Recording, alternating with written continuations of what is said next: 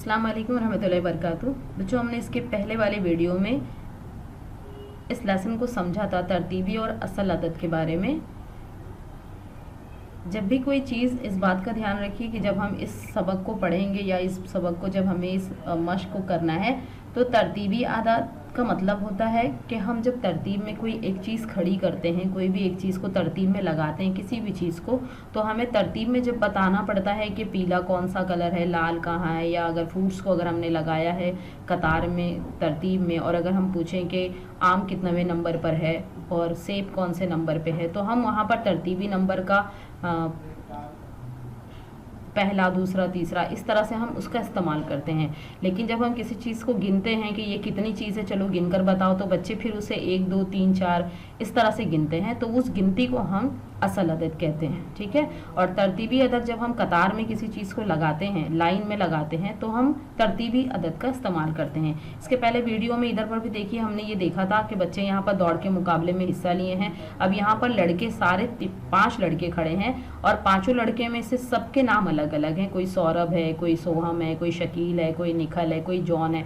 तो जब ये बच्चों को हम लाइन से खड़ा करते हैं, यानी जब हम तरतीब में इन्हें कतार में खड़ा करते हैं, तो हमें यहाँ पर बताना पड़ता है कि पहले नंबर पे कौन आया, दूसरे नंबर पे कौन आया, तीसरे नंबर पे कौन है, चौथे नंबर पे कौन है। या तो अगर हम लाइन में अगर बताते हैं कि पहली कतार में कौन खड़ा है, दूसरी कतार में कौन है, तीसरी में कौन है, चौथी में कौन है, तो इस तरह से हम तरतीबी अदद का इस्तेमाल करते हैं। हाँ, अगर किसी ने आपसे ये सवाल किया कि इस खेल में, इस दौड़ के मुकाबले में कितने बच्चों ने हिस्सा लिया है, तो फिर हम यहाँ पर ऐसे गिनेंगे कि 1 2 3 लड़के हो गए, 4 लड़का है, 5 लड़का है, तो फिर हम यहाँ पर 1 2 3 4, तो किसी चीज़ को गिनने के लिए हम गिनती का इस्तेमाल करते हैं, 1 2 3 4 5, तो इस गिनती को हम असल अदद कहते हैं। लेकिन जब हम कतार में खड़े हुए बच्चों को गिनेंगे कि पहली लाइन में कौन है, या फर्स्ट कौन आया, सेकंड कौन आया, तो यहाँ पर हम पहला, दूसरा, तीसरा, यानी हम तरतीबी अदद का इस्तेमाल करते हैं। तो इसकी अगली वीडियो, जो पिछली वीडियो थी, सॉरी, उस वीडियो में इसको हमने, इस मश्क को हमने कंप्लीट कर लिया था, है ना। अब हम इसके आगे वाली दूसरी मश्क का इस्तेमाल करेंगे। चलिए, हम इसके आगे का जो क्वेश्चन है, उस जो नेक्स्ट पेज है, उसको हम सॉल्व करेंगे। यहाँ पर देखिए, एक सवाल आपके सामने, एक बच्ची खड़ी है जिसका नाम है सानिया। यहाँ दिया हुआ है कि सानिया बाग में पौधों को पानी दे रही है। आपको भी नजर आता होगा, यहाँ पर बच्ची सानिया जो खड़ी है, इसके हाथ में देखो झारा है, इसे कहते हैं झारा, जिससे वो पानी दिया जाता है पौधों को। ठीक है। तो यहाँ सबसे पहले देखिए, यहाँ पर पहले नंबर पे कौन सा पौधा है, उसके नीचे उसका नाम लिखा है। ज़रूरी नहीं है कि आप तस्वीर ही देखकर समझ जाएं कि कौन सा पौधा है। ठीक है। अगर आप तस्वीर देखकर नहीं अगर समझ सकते हैं, तो नीचे उसका नाम लिखा हुआ है। पहले इस पर जो है पौधा लगा हुआ है, उसके सामने जो है गमले में रखा हुआ है, इसका नाम है गुलाब। दूसरा है सदाबहार, तीसरा है जासंदी, चौथा है मोगरा, और 5वां है सूरजमुखी। अब देखिए, किसी ने अगर आपसे अगर सवाल पूछा कि पौधे यहाँ पर जितने भी हैं ये कितने हैं, तो आपको यहाँ पर गिनना पड़ेगा ये कितने पौधे हैं भाई। तो हम गिनेंगे 1 2 3 4 5, इस तरह से हम गिनेंगे। लेकिन अगर आपसे अगर पूछ लिया कि जो एक कतार में पौधे लगे हुए हैं, लाइन से लगे हुए हैं, इसमें गुलाब का पौधा कितने नंबर पर है, तो यहाँ पर आपको बताना पड़ेगा। देखिए, हम सीधे हाथ की तरफ से ही पढ़ते हैं उर्दू, हम इस तरफ से पढ़ते हैं, तो सानिया की तरफ से हम उर्दू पढ़ेंगे। तो अगर हमसे किसी ने पूछ लिया कि गुलाब कितने नंबर पर रखा हुआ है, गुलाब का गमला जो है या पौधा है वो बाग में कौन से नंबर पे रखा हुआ है, तो हम उसे बता सकते हैं कि ये पहले नंबर पर है। ठीक है।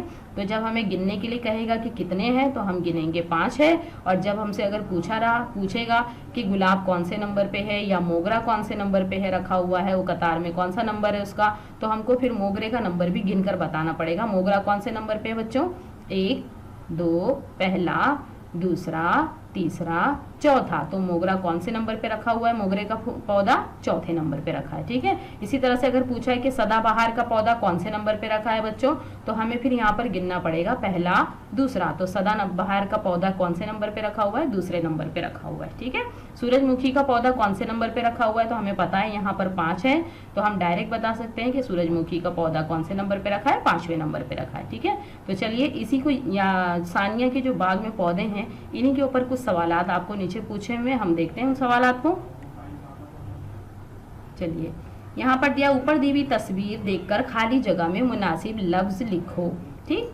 पहला सवाल है, सानिया के करीब पहले नंबर पर डैश पौधा है। तो चलिए बताइए, सानिया के बिल्कुल करीब में पहले नंबर पे किसका पौधा है बच्चों, पहले नंबर पर, जी हाँ बिल्कुल सही, पहले नंबर पर गुलाब का पौधा है ना। पहले नंबर पे कौन सा पौधा है, तो पहला आपका आंसर आ जाएगा खानापुरी में गुलाब।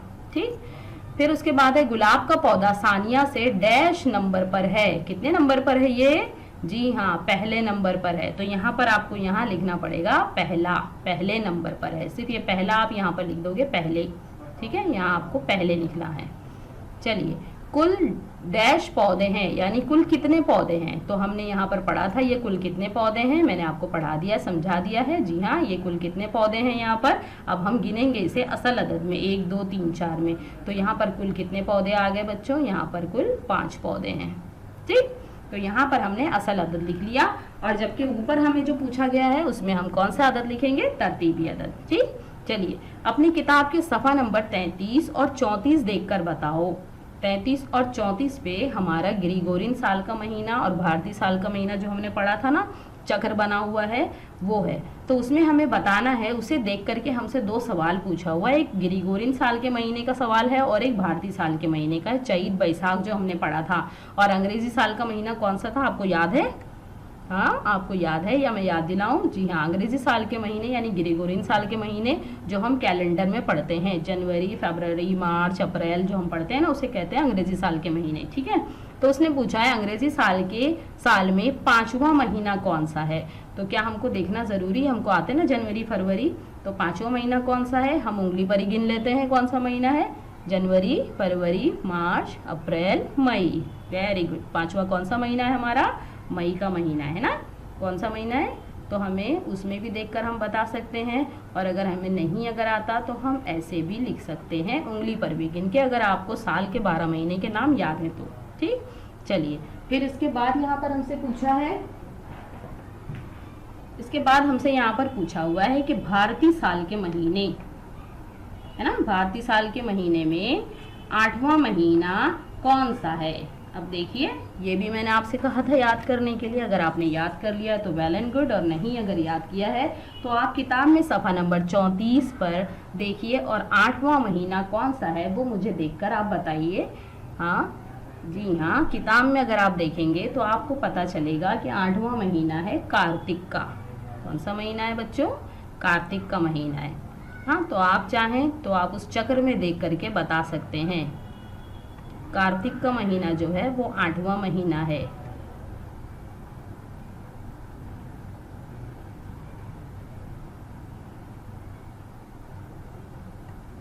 ठीक, चलिए अब हम नीचे चलते हैं। देखिए, अब हमें यहाँ पर इस फिश टैंक को देखना है।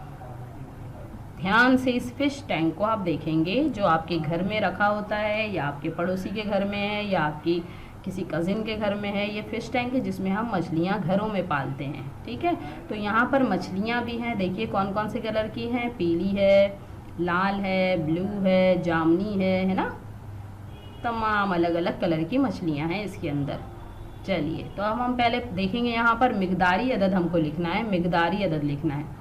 मिकदारी यानी हमें गिन कर लिखना है, तरतीबी अदद नहीं लिखना है, सिर्फ गिनना है और लिखना है। ठीक है, उसे कहते हैं असल अदद या मिकदारी अदद। ठीक है, तो असल अदद हमें लिखना है यहाँ। सबसे पहले इसने पूछा है जामुनी रंग की कितनी मछलियाँ हैं। चलिए, या आप मुझे करके बताएंगे, या आपका होमवर्क है। ओके, आपको यहाँ पर मिकदारी अदद तो आता ही है, 1 2 3 4, तो आप इसे ही लिख करके मुझे बता दीजिएगा। क्या आपको सिर्फ गिनना है और गिन करके बताना है कि आप कौन सी मछली कितनी है। ठीक है, पहले जामुनी रंग की कितनी मछलियाँ हैं ये आपको यहाँ गिन कर लिखना है।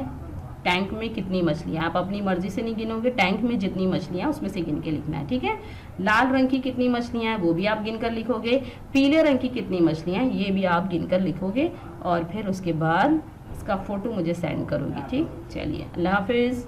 हमारा ये लेसन ख़त्म हुआ। नेक्स्ट पीरियड में हम नया लेसन स्टार्ट करेंगे। चलिए अल्लाह हाफिज़।